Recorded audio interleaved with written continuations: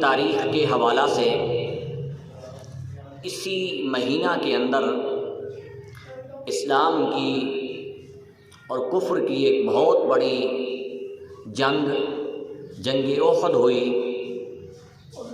جس میں مسلمانوں کو بظاہراً نقصان اٹھانا پڑا۔ اسی جنگ میں رسول پاک صلی اللہ علیہ وسلم کے چچا جان سید الشہداء حضرت امیر حمزہ رضی اللہ تعالی عنہ کی بھی شہادت ہوئی۔ یقینی طور پر رسول اکرم صلی اللہ علیہ وسلم کے لیے آپ کے چچا مبارک کا چلے جانا بہت بڑا صدمہ تھا، کیونکہ اگر آپ رسول اکرم صلی اللہ علیہ وسلم کی سیرت طیبہ کو اور آپ کی زندگی کا مطالعہ کریں تو پتہ یہ چلے گا کہ رسول اکرم صلی اللہ علیہ وسلم یتیمی کی حالت میں پیدا ہوئے، ماں کا سایہ تھا۔ کچھ عرصہ کے بعد ماں بھی چلی گئی، رسول اکرم صلی اللہ علیہ وسلم پر پھر دادا جان حضرت عبد المطلب کا سایہ شفقت رہا، وہ بھی اٹھ گیا۔ پھر حضرت ابو طالب اور حضرت خدیجہ الکبریٰ رضی اللہ تعالی عنہا، ان کا بہت بڑا رسول اکرم صلی اللہ علیہ وسلم کو سہارا تھا۔ ایک ہی سال میں رسول اکرم صلی اللہ علیہ وسلم کے یہ دونوں پیارے دنیا سے چلے گئے، جس کو عام الحزن کا نام دیا گیا، غم والے سال کا نام دیا گیا۔ رسول اکرم صلی اللہ علیہ وسلم نے مکہ المکرمہ میں جو مصیبتیں تکلیفیں برداشت کی، اس سے آپ تنگ ہو کر آپ نے مکہ المکرمہ کو چھوڑ کر مدینہ طیبہ میں جب آپ تشریف لائے اور ڈیرے لگائے، تو وہاں پر رسول اکرم صلی اللہ علیہ وسلم کے اپنے خاندان میں سے چند ایک آپ کے قریبی رشتہ دار تھے، اور انسان کو اپنی برادری کا، اپنے قبیلے اور اپنے قوم کا بہت بڑا سہارا ہوتا ہے، اور ان چند قریبی رشتہ داروں میں سے حضرت امیر حمزہ رضی اللہ تعالی عنہ بھی موجود تھے، اور اسی طریقے سے حضرت علی المرتضیٰ بھی تھے۔ باقی رسول اکرم صلی اللہ علیہ وسلم کا جو سہارا تھے وہ یا تو مہاجر صحابہ تھے یا انصار تھے۔ رسول اکرم صلی اللہ علیہ وسلم نے مدینہ طیبہ اس وجہ سے ہجرت کی کہ ہم وہاں کفار مکہ سے محفوظ ہو کر ہم وہاں اللہ کی عبادت کریں گے، لیکن کفار مکہ نے وہاں بھی مسلمانوں کو امن کے ساتھ زندگی گزارنے نہ دی، اور بڑی انہوں نے دھمکیاں دیں، اور انہوں نے کفار مکہ نے مسلمانوں کے اوپر چڑھائی کی، جس کے نتیجہ میں جنگ بدر ہوئی۔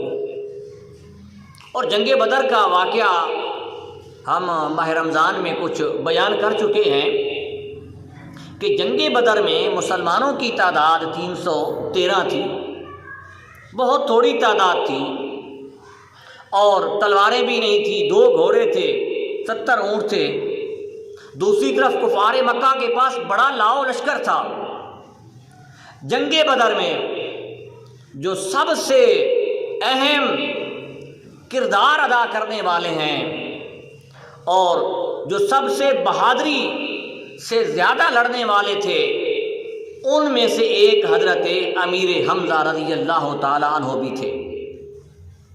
سید الشہداء حضرت امیر حمزہ رضی اللہ تعالی عنہ نے جنگ بدر میں بہت بڑے کارنامے ادا کیے۔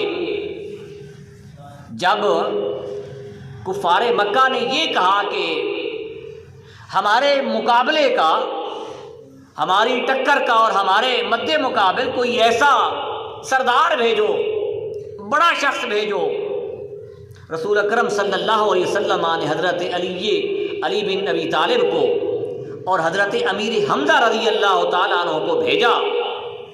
اس وقت مکہ کے سرداران نے کہا کہ ہاں اب ہم ان کے ساتھ لڑنا چاہتے ہیں جی، یہ ہمارے مد مقابل ہیں، ہماری شایان ہیں، ہم مدینہ کے غلاموں کے ساتھ کیا لڑیں گے؟ ان کو اپنی طاقت کے اوپر اور اپنی وہ جو ان کے پاس اسلحے کی صلاحیت تھی اس پر بڑا مان اور غرور تھا۔ اللہ تبارک و تعالیٰ نے وہاں حضرت امیر حمزہ رضی اللہ تعالیٰ عنہ کی تلوار میں ایسی طاقت پیدا کی کہ سیرت کی کتابوں میں بھی لکھا ہے کہ حضرت امیر حمزہ نے مکہ کے جو بڑے بڑے سرداران تھے ان کا سر قلم کیا، بڑے بڑے سرداران کا، اور جن میں عتبہ بھی شامل تھے۔ اور جب حضرت امیر حمزہ رضی اللہ تعالیٰ عنہ نے جنگ بدر کا، جن میں باقی صحابہ بھی تھے، حضرت علی بن ابی طالب بھی تھے، انہوں نے جنگ بدر کا جب پاسا پلٹ دیا، کفار مکہ بھاگنے پر مجبور ہو گئے۔ رسول اکرم صلی اللہ علیہ وسلم کو اپنے چچا جان سے بہت بڑا پیار تھا۔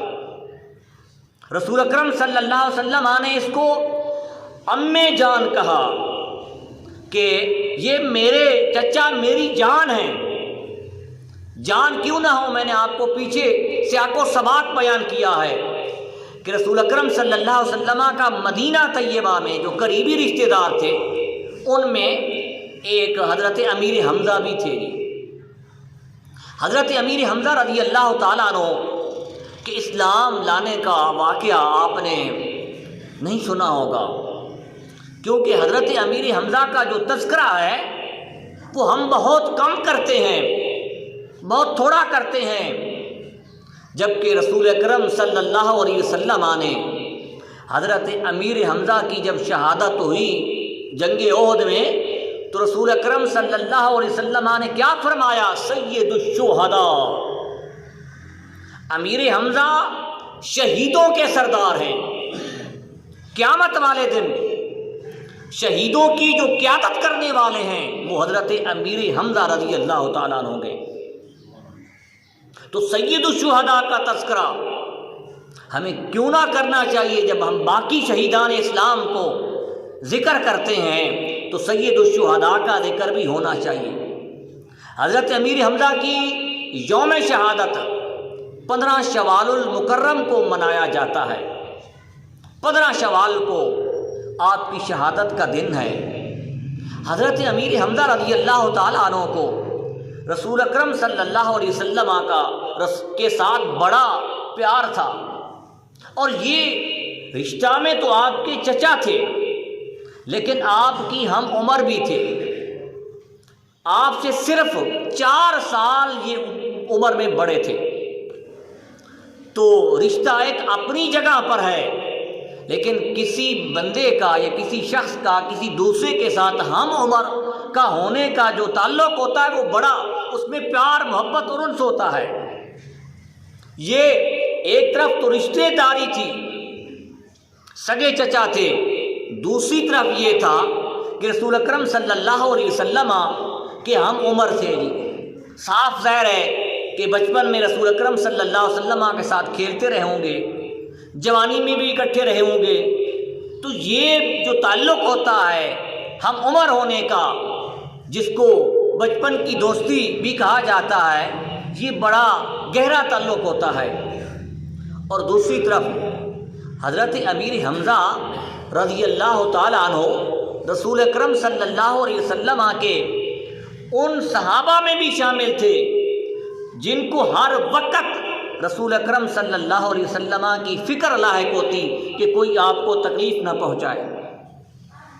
یہی وجہ ہے کہ حضرت امیر حمزہ نے ابھی اسلام قبول نہیں کیا تھا، رسول اکرم صلی اللہ علیہ وسلم ایک دن صفا پہاڑی کی طرف جا رہے تھے۔ ابو جہل نے سب سے پہلے رسول اکرم صلی اللہ علیہ وسلم کا مذاق اڑایا، پھر مذاق بھی نہیں اڑایا، محمد عربی صلی اللہ علیہ وسلم کو ابو جہل نے آسا ڈنڈا کے ساتھ مارا۔ ایک سیرت کی کتاب میں یہ بھی لکھا ہے کہ اتنا مارا کہ رسول اکرم صلی اللہ علیہ وسلم کے جسم اقدس سے خون آنے لگا۔ یہ دین جو ہمارے تک، میرے اور آپ تک پہنچا ہے، اس کے پیچھے بڑی بڑی قربانیاں ہیں، اور دین کی جو تبلیغ کرنا ہے، یہ اگر سیکھنی ہو تو یا صحابہ سے سیکھیں یا محمد عربی سے سیکھیں۔ آج میں بیٹھا ہوں محراب کے اوپر سکون کے ساتھ، سب چیزیں موجود ہیں، دین کی تبلیغ کر رہا ہوں، لیکن میرے سامنے تلوار نہیں، میرے سامنے بندوق نہیں، میرے سامنے پتھر نہیں، میرے سامنے کانٹے نہیں، میرے سامنے دشمن نہیں۔ محمد عربی صلی اللہ علیہ وسلم نے اس ماحول میں تبلیغ کی جب آپ کے رشتہ دار، آپ کے قبیلے والے، آپ کے خاندان والے، شہر والے آپ کو گالیاں بھی دیتے تھے، آپ کا مذاق بھی اڑاتے تھے، آپ کو ڈنڈوں کے ساتھ مارتے تھے، آپ کے اوپر پتھر پھینکتے تھے۔ کعبہ میں نماز پڑھ رہے ہیں محمد عربی، کفار مکہ نے اوجڑی، گائے کی اوجڑی آپ کے اوپر پھینک دی۔ تو تکلیف جب ہوئی، حضرت امیر حمزہ کا جو شغل تھا، مشغلہ تھا، وہ کیا کرتے تھے کہ دن کو یہ تیر کمان لے کر باہر چلے جاتے تھے، یہ جنگل میں شکار کرتے تھے، شکاری تھے، ان کا ایک شوق تھا۔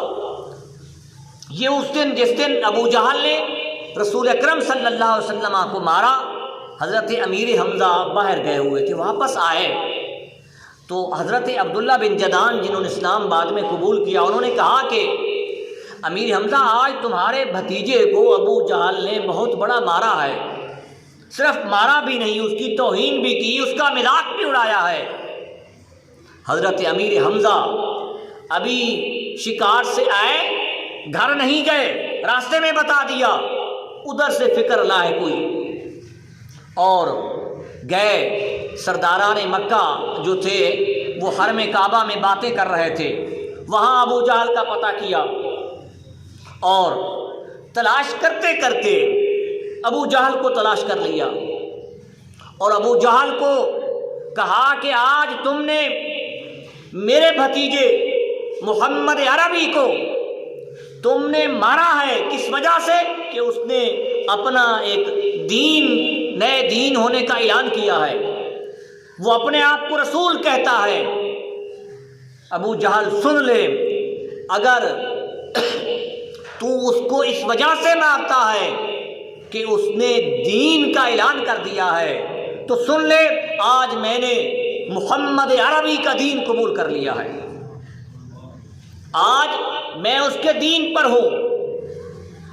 اگر تو اس کو مارنا چاہتا ہے تو پھر مجھے مار، میرا مقابلہ کر، جوانی دکھا اپنی، میرے ساتھ آ کر مقابلہ کر۔ یہ ابو جہل کے ساتھ مکالمہ ہوا اور ابو جہل کو ایک دھمکی دے کر واپس آ گئے۔ ابھی تک زبان سے کلمہ شہادت نہیں پڑا، رسول اکرم صلی اللہ علیہ وسلم کی بارگاہ میں آئے، رسول اکرم صلی اللہ علیہ وسلم کو بتایا، آپ نے یہی فرمایا کہ میری یہ خواہش ہے کہ آپ میرے اوپر کلمہ پڑھ لیں۔ حضرت امیر حمزہ نے اس وقت پڑھا، اشہد اللہ الہ الا اللہ واشہد ان محمدا عبدہ ورسولہ۔ حضرت امیر حمزہ نے اسلام قبول کر لیا۔ جب اسلام قبول کیا تو یقینی طور پر مسلمانوں کو بھی بڑی تسلی ہوئی اور مسلمانوں کے حوصلے بلند ہو گئے کہ حضرت امیر حمزہ جیسے بہادر دلیر شخص نے اسلام قبول کر لیا ہے۔ اس وقت جو جنگ ہوتی تھی وہ آج کی یہ جنگ نہیں تھی، گولی کی، تھانہ کچہری کی یہ جنگ نہیں ہوتی تھی، لڑائی اس طریقے سے نہیں ہوتی تھی جس طریقے سے آج ہمارا ماحول کلچر بن گیا ہے۔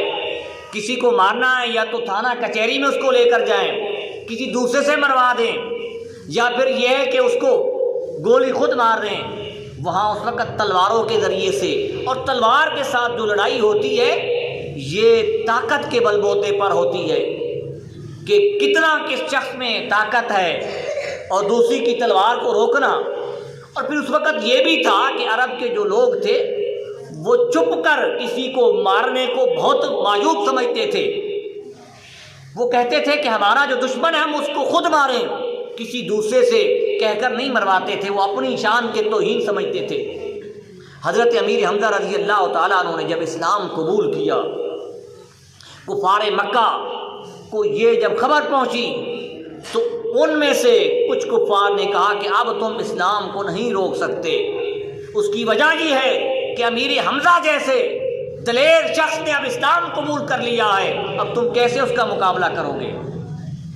حضرت امیر حمزہ رضی اللہ تعالیٰ عنہ نے رسول اکرم صلی اللہ علیہ وسلم کے حکم کے مطابق ہجرت کی، مدینہ طیبہ آئے، اور حضرت امیر حمزہ ہر جگہ پر پیش ہوتے تھے۔ ایک سریہ ہوا ہے جس کو سریہ حمزہ بن عبد المطلب کہا جاتا ہے، سریہ حمزہ۔ حضرت امیر حمزہ کی قیادت میں رسول اکرم صلی اللہ علیہ وسلم نے قافلہ بھیجا کفار مکہ سے مقابلے کے لیے۔ پھر جنگ بدر کا میں نے واقعہ بیان کیا کہ جنگ بدر میں سید الشہداء حضرت امیر حمزہ رضی اللہ تعالیٰ عنہ نے بہت سے کافروں کو، 14 کافر بھی لکھے ہیں کتاب میں کہ 14 کافروں کو قتل کیا، جن میں عتبہ جیسے سردار تھے۔ اس کو فنار کرنے والے حضرت امیر حمزہ ہیں۔ اور جنگ بدر میں جب کفار کو شکست ہوئی اور پھر کفار واپس آئے مکہ میں، انہوں نے ایک پلان سوچا کہ ہم اپنے مقتولین کا بدلہ لیں۔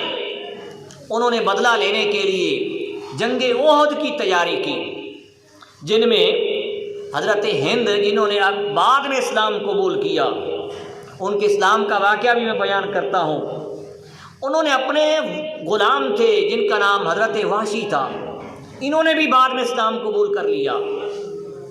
ان کو کہا کہ اگر تم عتبہ کا بدلہ لینے کے لیے اگر تم قتل کر دو حضرت امیر حمزہ کو، جنگ احد میں جو سب سے کفار مکہ کو سب سے مطلوب شخص تھا، جن کی وہ خواہش رکھتے تھے، وہ حضرت امیر حمزہ تھے۔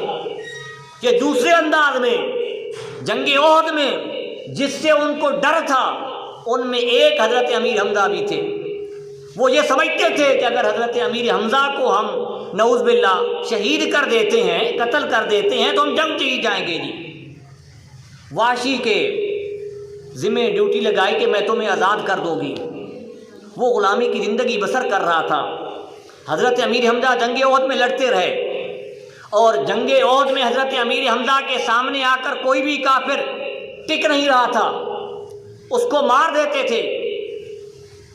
وحشی جو تھا، یہ غلام، یہ تاڑ میں تھا، دیکھ رہا تھا کہ حضرت امیر حمزہ کس طریقے سے میری کمان کے نیچے آئیں گے۔ حضرت امیر حمزہ کو اس نے تیر کے ذریعے سے جنگ احد میں شہید کیا۔ جب جنگ احد میں شہید کیا، رسول اکرم صلی اللہ علیہ وسلم کو خبر ملی، تو ایک کتاب میں نے کسی جگہ پڑھا تھا کہ رسول اکرم کھڑے تھے، آپ بیٹھ گئے جی، کھڑے تھے بیٹھ گئے۔ اس وجہ سے بیٹھ گئے کہ اب میرے چچا جان مجھ سے جدا ہو گئے ہیں۔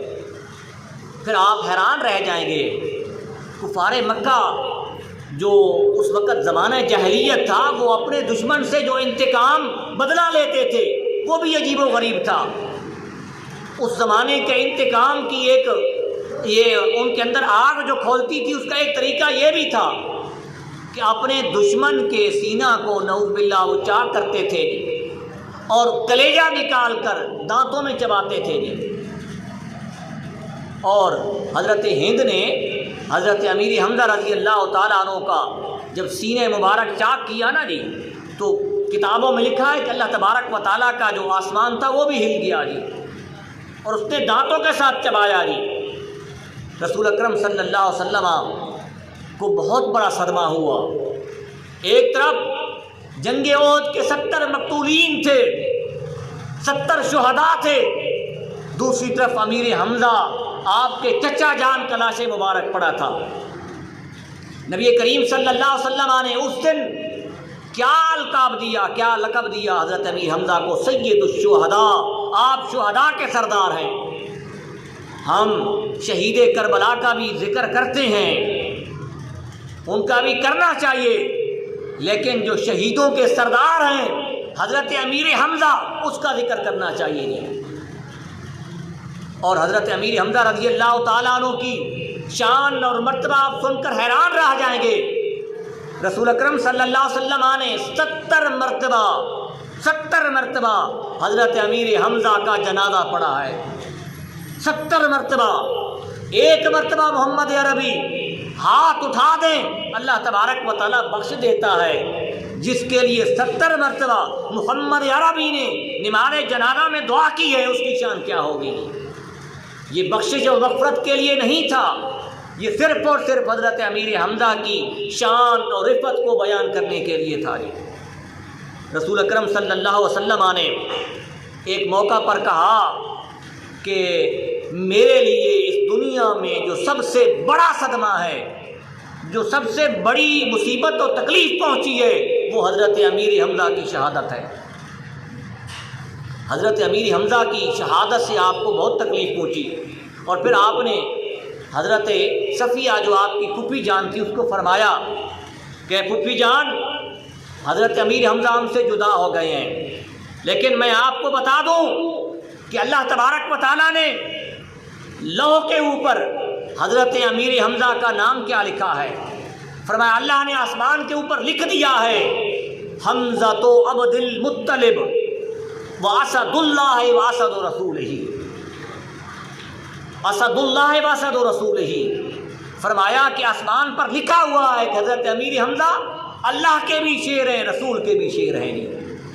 یہی وجہ ہے کہ جنگ بدر میں حضرت امیر حمزہ اپنے آپ کو کیا کہتے تھے؟ انا اسد اللہ، میں اللہ کا شیر ہوں۔ اور رسول اکرم صلی اللہ علیہ وسلم نے فرمایا یہ میرا شیر بھی ہے، اللہ کا شیر بھی ہے۔ پھر نبی کریم صلی اللہ علیہ وسلم نے معراج کی رات حضرت امیر حمزہ کا شہادت کے بعد قرآن کیا کہتا ہے؟ وَلَا تَقُولُوا لِمَنْ يُقْتَلُ فِي سَبِيلِ اللَّهِ أَمْوَاتٌ، جو اللہ کی راہ میں شہید ہو جائے اس کو مردہ مت کہو، وہ زندہ ہے۔